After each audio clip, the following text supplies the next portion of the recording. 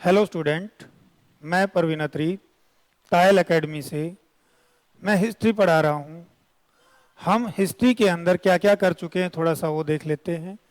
हमने हिस्ट्री के अंदर सबसे पहले देखा था की फीचर ऑफ हिस्ट्री। हिस्ट्री के जो घटक हैं वो क्या हैं, वो पहले वीडियो में आप देख सकते हैं। और आगे चलकर हमने हिस्ट्री में पढ़ा कि सेकंड जो हमारी वीडियो आई हिस्ट्री से संबंधित, उसके अंदर हमने पढ़ा था टाइमलाइन क्या होती है हिस्ट्री की। टाइमलाइन किसे कहते हैं, क्योंकि बहुत इंपॉर्टेंट चीज़ें हैं ये। अगर आप इन चीज़ों को नहीं समझ पाते तो आगे हिस्ट्री आपको समझ में नहीं आएगी। इसलिए आप सीक्वेंस से हिस्ट्री का इंट्रोडक्शन समझें और उसको जानने की कोशिश की। उसके की फीचर्स क्या हैं। सबसे पहले क्या की यानी चाबी कह सकते, कुंजी उसको खोलेगी। अगर वही चीज़ आपको नहीं पता होगी तो आप हिस्ट्री को लर्न नहीं कर सकते, आप हिस्ट्री को समझ नहीं सकते, और एग्जामिनर जब आपसे क्वेश्चन पूछेगा तो वो क्वेश्चन आप नहीं कर पाएंगे। इसीलिए आपसे रिक्वेस्ट है कि आप उनको सीक्वेंस से देखें और आगे बढ़ें। सेकेंड वीडियो के अंदर टाइमलाइन कैसे दी, कैलेंडर कैसे आए, सनवत, कौन सा कैलेंडर हमारे यहाँ चलता है, कौन सा कैलेंडर हमने एक्सेप्ट किया है, भारत सरकार ने कौन सा कैलेंडर राष्ट्रीय पंचांग के रूप में माना है, वो हमारी सेकेंड हिस्ट्री की वीडियो में है। आज हम शुरू करेंगे हिस्ट्री की डेटिंग कैसे निर्धारित की जाती है, हिस्ट्री के अंदर कौन सी साइंस इन्वॉल्व है, क्योंकि वर्षों पहले, लाखों वर्ष पहले क्या हुआ था कोई बताने वाला नहीं है। ऐसा टाइम था जहां पर कुछ लिखा नहीं गया है, तो हमने हिस्ट्री को कैसे लिखा, हमारे तक ये हिस्ट्री कैसे पहुंची, तो वो मेथड क्या है, उसके बारे में आज हम हिस्ट्री में जानेंगे। और कुछ चीजें ऐसी आती हैं जो लगता है कि साइंस की हैं, लेकिन वो किसी भी साइंस की किताब में उनके बारे में कोई वर्णन नहीं है। क्यों नहीं है? क्योंकि वो साइंस किससे संबंधित है, हिस्ट्री से संबंधित है। क्योंकि स्टूडेंट्स, हिस्ट्री क्या है, आज हिस्ट्री के अंदर जो चीजें आ रही हैं, क्योंकि सोशल साइंस है, सोशल साइंस का पार्ट है हिस्ट्री, तो साइंस, तो इसका मतलब कोई ना कोई तो साइंस इसमें भी लगी होगी कि लाखों वर्ष कैसे पहचाने, कैसे उसका समय दिया जाए, कैसे कंपैरिजन किया जाए। तो आज हम इस वीडियो में ये पढ़ेंगे। क्लियर है?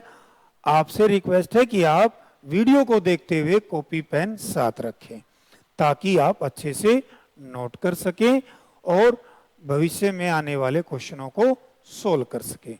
तो देखते हैं डेटिंग मेथड, तिथि निर्धारण पद्धति क्या है, हमारे यहाँ कैसे ली जाती है, इस तरह की व्यवस्था को आज हम समझेंगे। जैसे दो प्रकार की तिथि निर्धारण विधियां होती हैं। फर्स्ट है रिलेटिव डेटिंग मेथड, सापेक्ष तिथि निर्धारण। ये टेट में या हिस्ट्री नेट में कई बार क्वेश्चन पूछा गया है, डेटिंग की कितने मेथड हैं, तो मेनली दो मेथड माने जाते हैं। एक कौन सा है? सापेक्ष तिथि निर्धारण पद्धति, यानी कि रिलेटिव डेटिंग मेथड। क्लियर है? जिस पद्धति में किसी के सापेक्ष या तुलना, क्या है, किसी की तुलना के साथ, तुलना के आधार के साथ उसको लिया जाता है, उसको हम क्या बोलते हैं? सापेक्ष तुलनात्मक अध्ययन। भाई वो कितनी पुरानी है, ये कितनी पुरानी है, इस तरह के अध्ययन को हम सापेक्ष तिथि निर्धारण कहा जाता है। आप इनको साथ के साथ नोट करें। डायरेक्ट क्वेश्चन आते हैं, सापेक्ष वाली तिथि निर्धारण की विधियां कौन सी हैं और निरपेक्ष वाली कौन सी हैं, एब्सोल्यूट कौन सी हैं। तो उस तरह से आप अपने नोट्स बनाएं। आगे बढ़ते हैं तो ये इस तरह से बात करता है। अब सेकंड क्या है? निरपेक्ष तिथि निर्धारण पद्धति, एब्सोल्यूट डेटिंग मेथड है।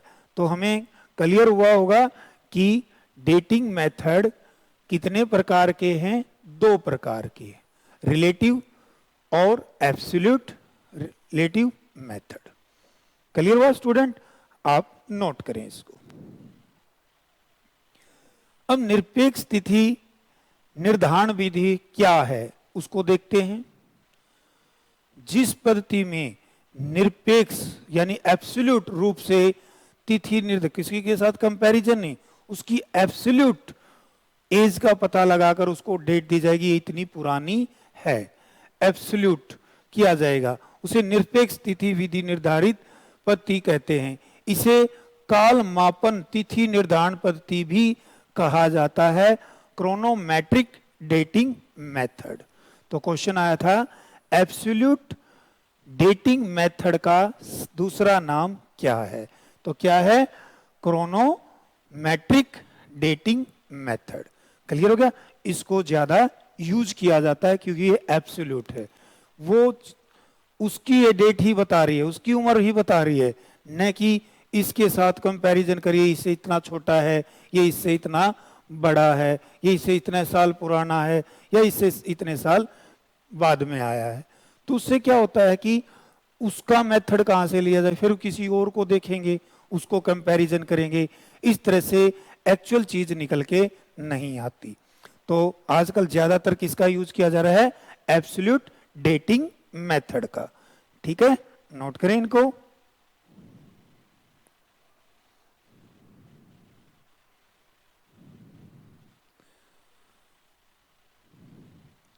अब हम एक एक विधि को आराम से पढ़ते हैं, देखते हैं रिलेटिव डेटिंग मेथड के अंदर कौन कौन सी विधियां, कौन कौन से मेथड आते हैं।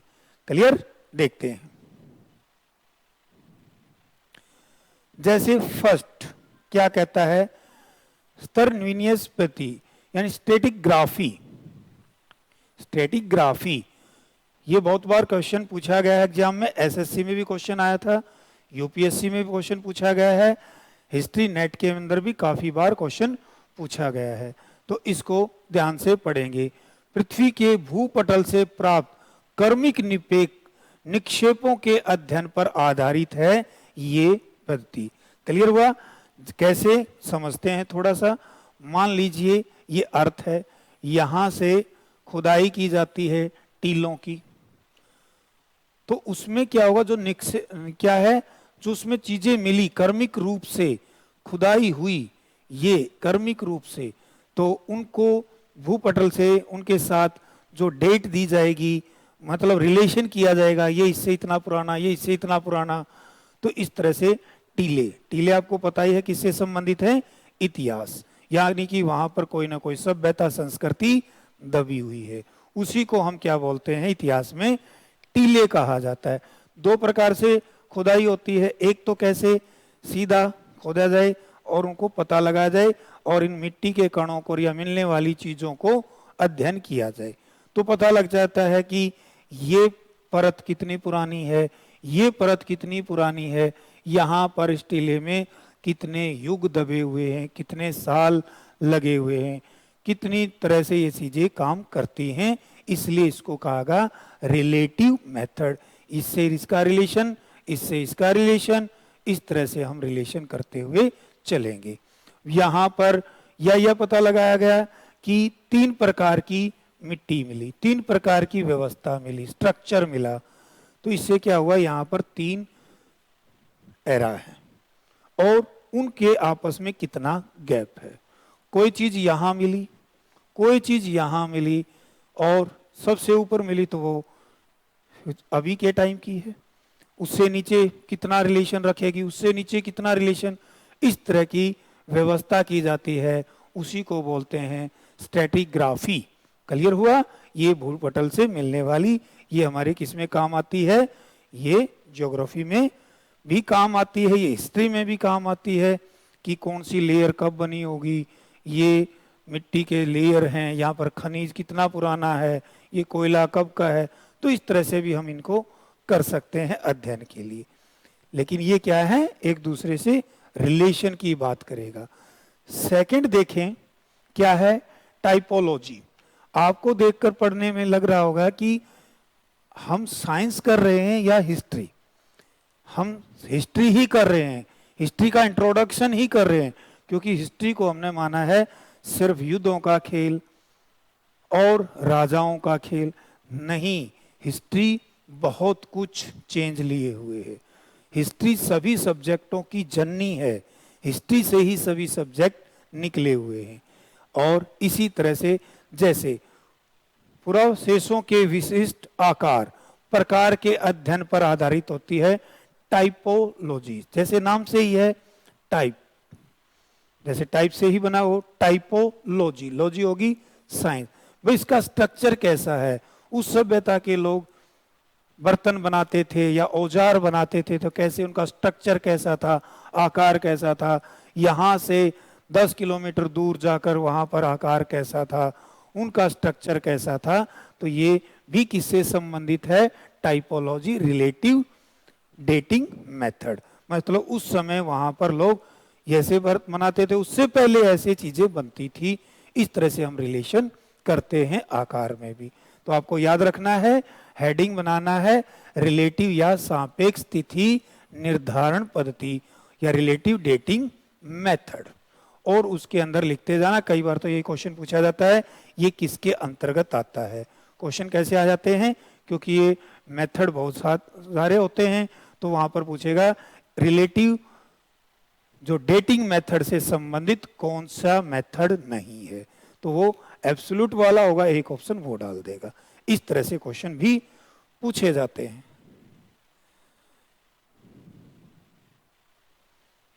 आगे बढ़ते हैं और देखते हैं जैसे भू आकृति विज्ञान पद्धति। तो ये क्या है, ये भू आकृति विज्ञान यानी जियोमॉर्फोलॉजिकल मेथड है, भू आकृति के अध्ययन पर आधारित होता है। तो जियोमॉर्फोलॉजी का मतलब क्या था है, पृथ्वी का ये स्ट्रक्चर ऐसा कैसे बना, इस तरह की व्यवस्था भी यहाँ पर ऐसा कैसे बना, जैसे हम पढ़ते हैं ज्योग्राफी में यूज की जाती है। ठीक है, ये हिस्ट्री में भी यूज की जाती है, क्योंकि वही मिट्टी से उन्हीं के कणों से हम हिस्ट्री के बारे में पता लगे कि यहाँ पर कौन कौन सी क्रियाएं होती होंगी। तो ये सभी क्या है, ये भी रिलेटिव मेथड है, नोट करें। आगे देखते पैलियोनेटोलॉजी यानी पूरा जीव विज्ञान, जंतु वनस्पति के जीवाश्म के अध्ययन पर आधारित होता है। यानी कि जो जंतु हैं, वनस्पति हैं, जीवाश्म हैं, उन पर आधारित होता है कि ये कितना पुराना, डायनासोर कब थे, ये सारी चीजें उनके अवशेष मिले। तो इन तरह की चीजों की बात करता है किसमें, ये पुराजीव विज्ञान के अंतर्गत जो रिलेशन ही रखेगी इस जीव से, ये पुराना था। जैसे हम बायोलॉजी के अंदर भी देखते होंगे, ये जीव पहले आया, ये बाद में आया, ये बता के कौन गया, ये साइंस बताएगी। ये हिस्ट्री के अंदर भी बताएगी कि उस युग के लोग इन जीवों के साथ थे, वो इनके साथ रहते थे, उनके साथ पालन पोषण करते थे या उनको पालते थे। तो ये सारा खेल कहाँ से आएगा, इसी साइंस से आ सकता है। आपने पढ़ा होगा सिंधुवासी ऐसे भेड़ पालते थे, वो करते थे, उस टाइम पर ये होता था। तो कौन बताया गया, ना कोई लिखने की व्यवस्था थी, ना किसी ने लिखा, फिर भी इतिहास में आया है। तो किन की वजह से, ये डेटिंग मेथड की वजह से आया। ठीक हुआ, सीक्वेंस बनाई जाती है कि पहले कौन आया, पहले कैसे जीव आए, रेंगने वाले जीव आए, तो वो सारे क्या है, उनके कोई ना कोई तो अवशेष मिले होंगे। पहले कैसी वनस्पति थी, बाद में कैसी हुई, चेंज आया। तो सारा खेल किसके, उनके अवशेषों से इस विज्ञान के द्वारा पता लगाया जाता है। क्लियर हुआ, तो पूरा जीव विज्ञान शायद आपको समझ में आ गया होगा। आगे बढ़ते हैं और देखते हैं क्या सिस्टम है। अब फिफ्थ हमारा है, ये किससे संबंधित है, रिलेटिव मेथड ही चला हुआ है। ये ध्यान दें, पेलिनोलॉजी, ये क्या है, पूरा पुष्प पराग विश्लेषण।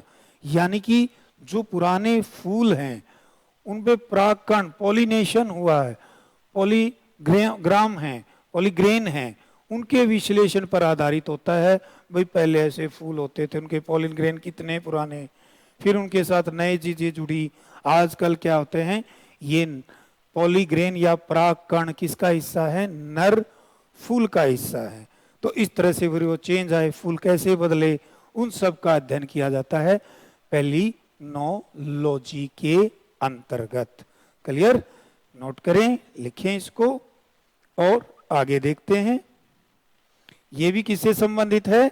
रिलेटिव मेथड, सापेक्ष। फ्लोरीन विश्लेषण, फ्लोरीन टेस्ट। अब इसके अंतर्गत क्या आता है वो समझते हैं। पुराशेषों से प्राप्त हड्डियों में फ्लोरीन की मात्रा मापने पर आधारित पद्धति है। इससे हम उसकी उम्र का पता लगाएंगे। जैसे 10 साल पहले किसी को अगर मारकर जमीन में दाब दिया जाए तो उसका कंकाल मिलेगा। 50 साल पहले का ही मिल सकता, तो हिस्ट्री में कब जाए। सिंधु सभ्यता में भी मोहनजोदड़ो को मृतकों का टीला कहा जाता है, वहां बहुत सारे कंकाल मिले। तो उनकी क्या हुई?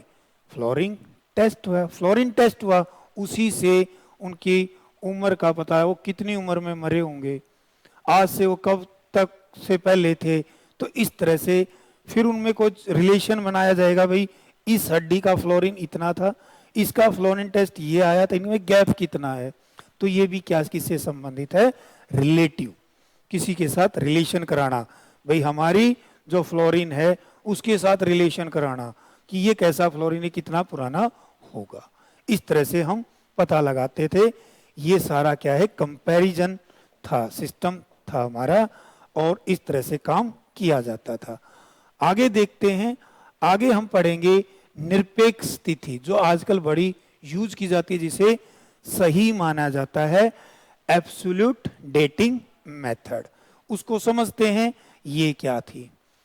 अब हमने पढ़ चुके कि इसका एब्सोल्यूट है, ये डायरेक्ट है, ये काम करती है। तो इसका एक है अनुवर्षतर विश्लेषण, ये वार्व यानी प्रतिवर्ष होने वाले क्रमबद्ध हिमदीय जमाव की स्वीडिश भाषा में वार्व कहते हैं। तो कहा जाता है ये विश्लेषण पर आधारित है। क्लियर होगा? ये किस पर आधारित है? ये विश्लेषण करती है कि इस साल बर्फ गई, कितनी चढ़ी, कितनी अगले साल जाएगी। तो ये विश्लेषण करती है। तो जो हिमनद हैं, हमारे ग्लेशियर बनते हैं, उनके बारे में अध्ययन करती है। तो ज्योग्राफी में भी ये काम आती है। कोई बहुत सारी पुरानी बर्फ मिलती है, तो कितनी पुरानी है, कब ये आई होगी, तो इन सब का अध्ययन यहाँ पर किया जाता है। तो इस तरह से भाई वो नए ग्लेशियर हैं या पुराने ग्लेशियर हैं, उनका अध्ययन इसी में किया जाएगा। क्लियर है? तो इंसान वहाँ पर रहता था, तो उनका भी अध्ययन किया जाएगा। इस तरह की व्यवस्था है, ये भी डेटिंग निर्धारित करती है। एक है वृक्ष वल्य का, ये तो आपने बहुत बार क्वेश्चन देखा होगा, जैसे डेंड्रोक्रोनोलॉजी, यानी कि पेड़ पौधों की आयु का पता लगाया जाता है। इस विधि से 2 से 3 हजार वर्ष पुराने वृक्षों की तिथि यानी आयु ज्ञात की जा सकती है। बहुत बार क्वेश्चन, ये तो एसएससी में भी आपने कई बार क्वेश्चन देखा होगा। ये हरियाणा ने भी क्वेश्चन पूछा गया था कि वृक्षों की आयु पता लगाने की साइंस को क्या कहते हैं। तो क्या कहेंगे? डेंड्रोक्रोनोलॉजी, वृक्ष वल्य काल अनुक्रम, उसके रिंग्स के द्वारा उसकी आयु का पता लगाया जाता है। क्लियर? आगे बढ़ते हैं।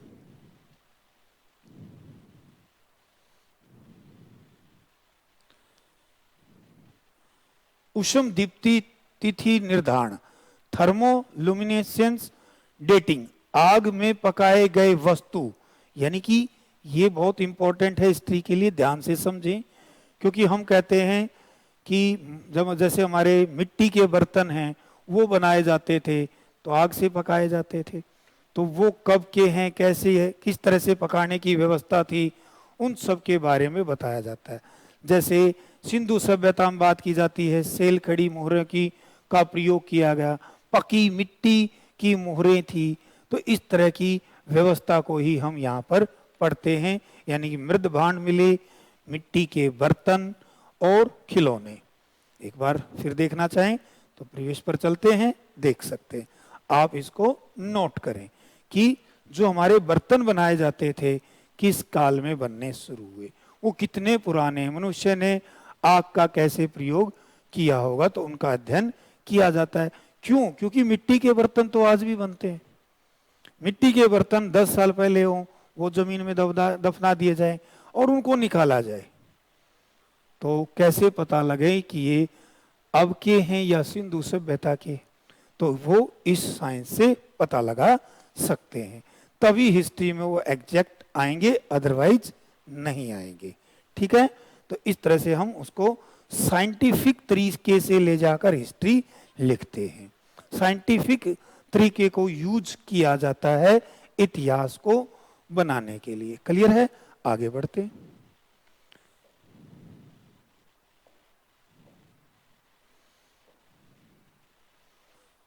अब सबसे प्रचलित विधि के बारे में देख लें, जो आपको पता होगा, जिसको बोलते हैं रेडियोमेट्रिक डेटिंग मेथड। क्या कहा जाता है? Radio dating method. रेडियो धर्मी तत्वों को मापने पर आधारित पड़ती है। इसमें कई प्रकार के सिस्टम को लिया जाता है, जैसे कार्बन तिथि निर्धारण, इसको कार्बन रेडियो डेटिंग भी कहा जाता है। पोटेशियम ऑर्गन तिथि निर्धारण, थोरियम लेड तिथि निर्धारण, यूरेनियम लेड तिथि निर्धारण।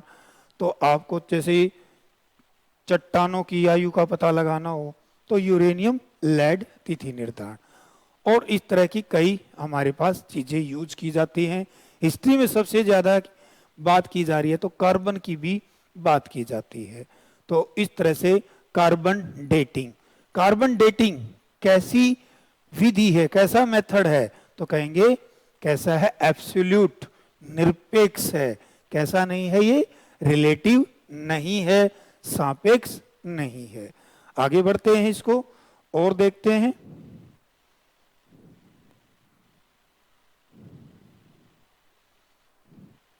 कार्बन तिथि निर्धारित इसी के, तो क्योंकि कार्बन का ज्यादा यूज होता है तो यहां पर हम बात करेंगे कार्बन डेटिंग मेथड क्या है।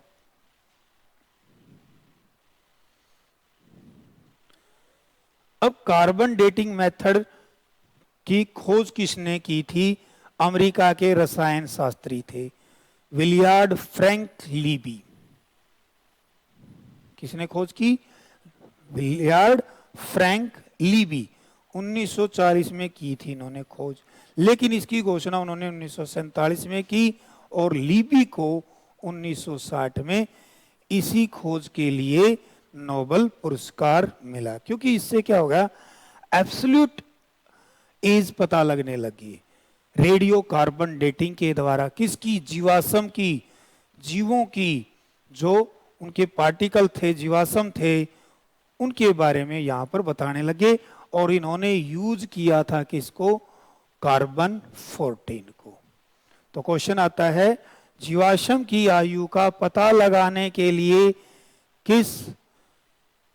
कौन से कार्बन का यूज किया जाता है? तो कौन सा? कार्बन 14। क्लियर? तो कार्बन 14 का प्रयोग किया जाता है, और इसकी खोज किसने की थी ये आप जान चुके हैं। अब हम आगे बढ़ते हैं।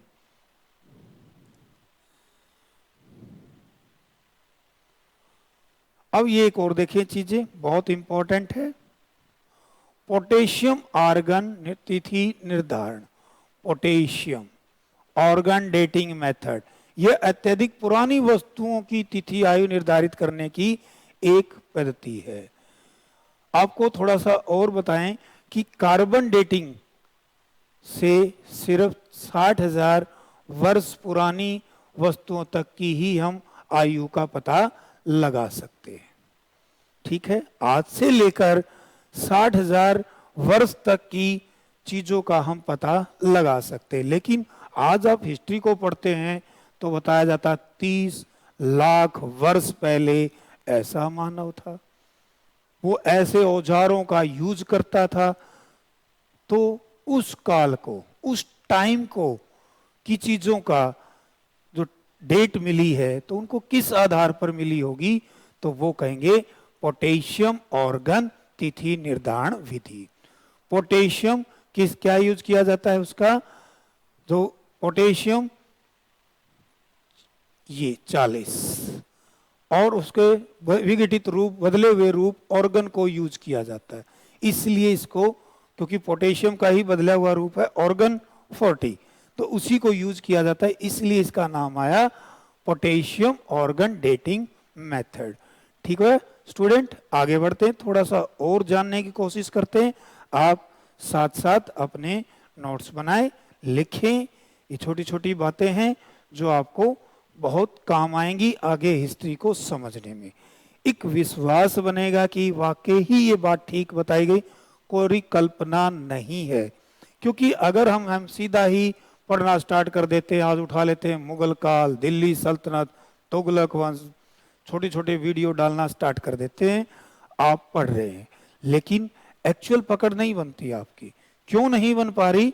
क्योंकि आपको एक अविश्वास होता है हिस्ट्री पर कि ये कोई कल्पना तो नहीं है कि अपने आप ही सोच सोच के बता रहे हो ये इस काल की है, नहीं, उसके पीछे एक साइंस है। आज का बच्चा क्या कहता है, ये कैसे प्रूव हुआ?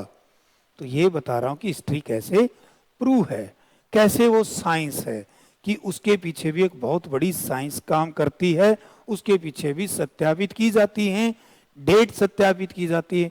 अगर आपने हिस्ट्री इंट्रोडक्शन का जो पहला लेसन ही पढ़ा होगा जिसमें हमने की फीचर की बात की, तो हिस्ट्री के लिए सबसे इंपॉर्टेंट है डेट, सन। क्यों है?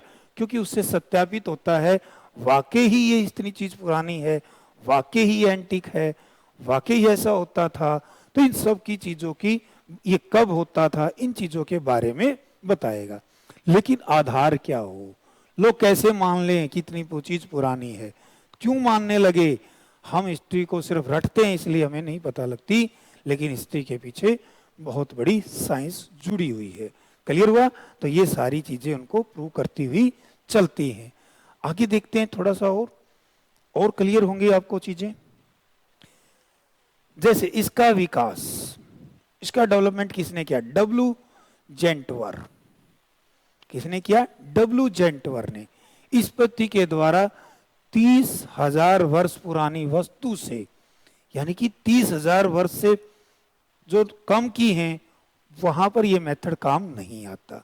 इसीलिए क्या कहा गया, अत्यधिक पुरानी वस्तुओं की आयु का पता या निर्धारित करने के लिए इसका यूज किया जाता, क्योंकि इसकी लिमिटेशन है कि ये 30,000 से 60,000 तक तो हम कहां कर लेते हैं? रेडियो कार्बन डेटिंग से। रेडियो कार्बन डेटिंग से कर लेंगे, लेकिन उससे पुरानी हुई तो किससे जाएंगे? ये कहां तक जाती है? ये 30,000 वर्ष से तो स्टार्ट करेगी और 30 लाख वर्ष पुरानी वस्तुओं का अध्ययन करेगी, वहां तक की वो डेट बता सकती। इसलिए आप कोई भी किताब उठाएं, वहां पर आजकल क्या लिखा होता है? 30,000 वर्ष से लेकर 1 लाख वर्ष तक पूरा पाषाण काल। इसका मतलब क्या हुआ? वो कहां तक उठा कर ले गए? पहले सिंधु सभ्यता तक थी। क्यों? क्योंकि हमारी जो डेटिंग मेथड था वहां तक सीमित था। फिर वो बढ़ा तो हम नवपाषाण काल तक गए, फिर और बढ़ा तो और पुरानी चीजों की हम डेटिंग कर पाए, मध्य पाषाण काल, और इस तरह से हम कहां पर? पूरा पाषाण काल में भी पहुंच चुके हैं। तो कहां तक? 30 लाख ईसा पूर्व तक हम पहुंच चुके।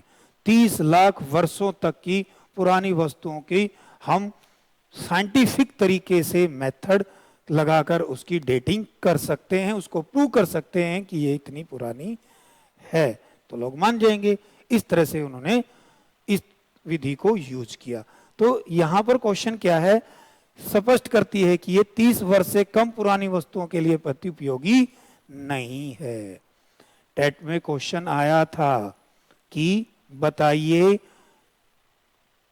पोटेशियम ऑर्गन तिथि निर्धारण पद्धति जो मेथड है वो कहां के लिए उपयोगी नहीं है? तो 30,000 वर्ष जो कम की हैं, उनकी आयु कम है, तो उसके लिए क्या है? वहां पर वो उपयोगी साबित नहीं होती। इस पद्धति के द्वारा हम चट्टानों और ज्वालामुखी की राखों की तिथि निर्धारित कर सकते हैं। बहुत इंपॉर्टेंट है राख। इसीलिए आज कहा जाता है पूरा पाषाण काल में मनुष्य अग्नि का प्रयोग करने लगा था। तो इसी विधि ने उसको प्रूव किया, क्योंकि कुरनूल आंध्र प्रदेश के अंदर एक गुफा के सामने या गुफा के पास एक राख मिली जिसकी कार्बन डेटिंग की गई तो वो लगभग 20-25 लाख वर्ष पुरानी थी। सॉरी, कार्बन डेटिंग नहीं, क्या की गई, पोटेशियम ऑर्गन तिथि निर्धारण। ये आपके दिमाग में होना चाहिए। हमारे दिमाग में क्या होता है, कार्बन डेटिंग, इसी तरह से हमारे क्वेश्चन गलत होना स्टार्ट हो जाते हैं। तो इसको कार्बन डेटिंग न कह के क्या कहेंगे, कार्बन डेटिंग कहां तक है, 60,000 तक उसकी लिमिटेशन है, उससे आगे कौन काम करेगा, पोटेशियम आर्गन तिथि निर्धारण विधि काम करेगी। क्लियर हुआ स्टूडेंट, आगे बढ़ते हैं। तो राख को भी जांच कर सकता है, उसकी आयु बता सकता है, तो कौन, पोटेशियम आर्गन तिथि निर्धारण विधि। आगे देखते हैं सिस्टम क्या कहता है हमारा। और अब देखते हैं पीरियड। जब ये सारी चीजें भट गई, समझ में आ गई, डेटिंग मेथड आपको पता लग गया किससे यूज हो रहा है, तो एब्सोल्यूट यूज हो रहा है। तो एब्सोल्यूट मेन दो कौन से याद करने हैं आपको, कार्बन वाला और पोटेशियम वाला। कार्बन वाला जो कार्बन डेटिंग है वो कहां तक है लिमिटेशन उसकी, 60,000 वर्ष से ज्यादा की पुरानी की चीजों का वो तिथि निर्धारित नहीं कर सकती। और पोटेशियम की क्या लिमिटेशन है, वो 30,000 से जो कम वाली हैं उसकी तिथि निर्धारित नहीं कर सकती। वो 30,000 से 30 लाख वर्ष तक के लिए काम करेगा। मतलब ज्यादा से ज्यादा पुरानी चीजों का तिथि निर्धारित करने के लिए किसका यूज किया जाता है, पोटेशियम आर्गन। लेकिन हमारे दिमाग में क्या होता है, रेडियो कार्बन। लेकिन यहां पर क्या है, पोटेशियम ऑर्गन। ठीक है, पोटेशियम ऑर्गन तिथि दोनों ही कैसी हैं, एब्सोल्यूट हैं, क्योंकि किसी के रिलेशन नहीं, खुद उसकी ही आयु बताएंगे, ना कि किसी के रिलेशन करके उसकी आयु को बताएंगी, इसलिए ये एब्सोल्यूट है। ठीक है, अब बात करी हिस्ट्री के अंदर क्या आएगा, एक पीरियड की बात की जाएगी, काल। क्या बात की जाएगी, पीरियड यानी काल कैसे निर्धारित होते हैं उनके बारे में बात करेंगे। जैसे अब हिस्ट्री को पता लग गया 30 लाख तक की हम बात कर सकते हैं, तो 30 लाख वर्ष से लेकर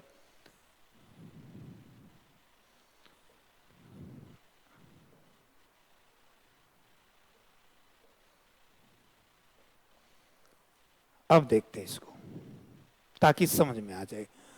प्रागैतिहासिक काल यानी प्री हिस्टोरिकल पीरियड कब से कब माना गया, 30 लाख ईसा पूर्व से 2500 ईसा पूर्व। क्यों माना गया, इसको क्या बोलेगा, प्री हिस्टोरिकल। ठीक है, प्रो हिस्टोरिकल, हिस्टोरिकल, 3 पीरियड में माने गए। पहले इतिहासकार क्या मानते थे, 2 ही मानते थे, मतलब प्री हिस्टोरिकल और हिस्टोरिकल। लेकिन आजकल क्या है, इनको 3 पीरियड में बांट दिया गया। उसका बेस क्या है देखते हैं, ये लिखा हुआ है, यह काल जिसके लिए कोई लिखित साधन उपलब्ध नहीं थे, जैसे पाषाण काल। कोई भी लिखित में मतलब लिखने की परंपरा ही नहीं थी, तो सब के किस पे बेस हुआ, डेटिंग। कौन सी डेटिंग, वो कार्बन डेटिंग भी हो सकती है, वो पोटेशियम ऑर्गन डेटिंग हो सकती है। इतना पुराना जाना है तो पोटेशियम ऑर्गन डेटिंग किसको प्रूव कर देगी, पाषाण काल की जो पुरातात्विक चीजें मिली हैं उनकी डेट निर्धारित कर दी जाएगी। एब्सोल्यूट डेट निर्धारित होगी, लेकिन पाषाण काल को हम क्या कहेंगे, प्री हिस्टोरिकल पीरियड कहेंगे, प्रागैतिहासिक काल कहेंगे या प्राक ऐतिहासिक काल कहेंगे। इसको नोट करें, बहुत क्वेश्चन आता है हर एग्जाम के अंदर। ठीक है, हर तरह की व्यवस्था को पूछा जाता है, चाहे वो छोटा एग्जाम हो या कोई बड़ा एग्जाम हो। आगे देखते हैं, सेकंड पीरियड हमारा क्या है, अर्ध ऐतिहासिक काल, प्रोटो हिस्टोरिकल पीरियड है। ये कब से कब तक है, ये 2500 ईसा पूर्व से 600 ईसा पूर्व है। कब से कब तक है, 2500 से 600 ईसा पूर्व के बीच के। इसकी विशेषता क्या है, यह काल जिसके लिखित साधन तो उपलब्ध हो या किंतु थे, क्यों, लेकिन वो क्या थे, स्पष्ट नहीं थे। उनकी गुड लिपि का अर्थ निकालना कठिन हो गया था या है, अब तक उनको हम नहीं समझ पाए। जैसे सिंधु सभ्यता और वैदिक काल। स्टूडेंट नोट करेंगे इसको, सिंधु सभ्यता और वैदिक संस्कृति को क्या कहा जाता है, प्रो हिस्टोरिकल पीरियड कहा जाता है। कुछ आपके माइंड में क्वेश्चन आ रहा है? आना चाहिए। कैसे? यहां लिखा हुआ है सिंधु सभ्यता, यहां लिखी हुई वैदिक संस्कृति। आपको कमेंट करके मेरे को बताना है संस्कृति और सभ्यता में क्या डिफरेंस है। ठीक है, ये आपके लिए क्वेश्चन, क्योंकि जैसे जैसे आप पढ़ेंगे आपके माइंड में क्वेश्चन आने चाहिए, आपके अंदर क्यों पैदा होने चाहिए। अगर क्यों पैदा होंगे, ये क्या है, ये पैदा होंगे तो आपकी पढ़ने की इच्छा रहेगी, अदरवाइज पढ़ने की इच्छा नहीं रहती। हम पढ़ लेते हैं, ठीक है, सिंधु सभ्यता, वैदिक संस्कृति, लेकिन हमारे दिमाग में एक डाउट होना चाहिए, यहां संस्कृति यहां सभ्यता, क्या डिफरेंस है। तो आपको समझना है और कमेंट करके मेरे को बताना है। नहीं पता लगे तो भी बताना है, ताकि मैं इस पर भी एक वीडियो बना सकूं। ठीक है, आपकी अगर ये रिक्वायरमेंट है तो, अगर आपको पता ही है और आप मेरे को सेटिस्फाई कर रहे हैं तो मेरे को बनाने की जरूरत नहीं होगी। तो आप इस तरह से क्या करें, इसके बारे में मेरे को कमेंट करके बताएं कि सभ्यता और संस्कृति। अगर आंसर गलत निकलते हैं, ठीक समझ में नहीं आया, तो एक वीडियो इस पर जरूर डाली जाएगी, ताकि आपकी उस जिज्ञासा को समाप्त किया जा सके या उस जिज्ञासा के आंसर मिल सके। अगर ये जिज्ञासा ही नहीं रही तो हम क्वेश्चन के आंसर इकट्ठे नहीं कर पाएंगे। तो आपके लिए क्या है, संस्कृति और सभ्यता किसे कहते हैं, क्लियर? क्योंकि यहां पर सिंधु सभ्यता बोली गई और वैदिक संस्कृति नाम दिया गया। ये है हिस्ट्री। हम हिस्ट्री को सिर्फ ऐसे ही पढ़ते रहते हैं, समझते नहीं हैं। अब है हिस्टोरिकल पीरियड। हिस्टोरिकल पीरियड क्या है? वह काल जिसके लिखित साधन उपलब्ध हों और उनको समझा भी गया हो, या नहीं लिखा है लेकिन उनको समझा भी गया हो क्या लिखा है, तो उसको क्या कहेंगे, उसको हम हिस्टोरिकल पीरियड कहेंगे। मतलब 600 ईसा के बाद जो पीरियड आया वो क्या कहलाएगा, वो अब तक का हम कहेंगे हिस्टोरिकल पीरियड है। और महाजनपद से ये स्टार्ट हो जाएगा। महाजनपद के समय ही जैन धर्म, बौद्ध धर्म आ गया था, तो उनके जो साहित्य था, लिटरेचर था, उसको पढ़ पाए, समझ पाए, और इस तरह से हम क्या कह सकते हैं, महाजनपद काल हिस्टोरिकल पीरियड है। तो पीरियड के बारे में आपको समझ में आ गया होगा। एक होती क्रोनोलॉजी। क्रोनोलॉजी क्या है? एक कालक्रम निर्धारित किया जाता है। जैसे हमारे भारत के इतिहास की क्रोनोलॉजी क्या है, उसको 3 कालखंडों में बांट दिया गया है। प्राचीन भारतीय इतिहास, मध्यकालीन भारतीय इतिहास और आधुनिक भारतीय इतिहास। ये भी आपको कमेंट करके बताना है कि प्राचीन भारतीय इतिहास कब तक है, और मध्यकालीन कब से कब तक है, और आधुनिक भारत कब से है। तो आप क्वेश्चनों के साथ जुड़े रहें, अगले क्वेश्चनों के आंसर लेते रहें और अपनी पढ़ाई को कंटिन्यू रखें। क्लियर है? और इस चैनल के साथ जुड़े रहें ताकि आपकी पढ़ाई कंटिन्यू चले। Thank you.